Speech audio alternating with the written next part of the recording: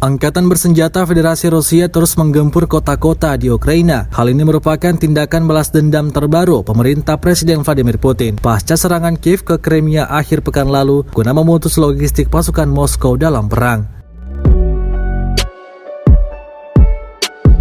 Sebagai balasannya, pasukan Rusia musnahkan angkutan perbekalan angkatan bersenjata Ukraina di wilayah Zaporizhia. Rekamannya ramai diperbincangkan di media sosial Twitter pada Kamis 13 Oktober 2022. Ledakan keras terlihat jelas pada rekaman tersebut. Angkatan bersenjata Rusia mengklaim kendaraan militer yang membawa perbekalan tersebut hancur tak tersisa.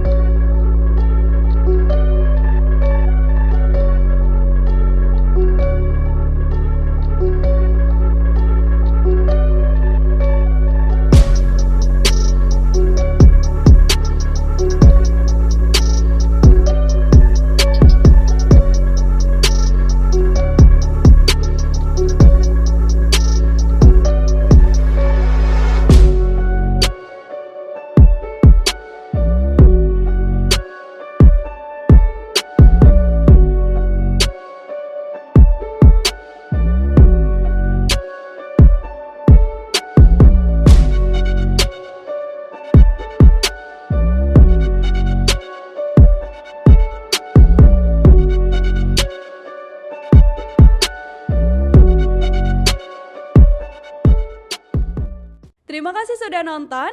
Jangan lupa like, subscribe, dan share ya.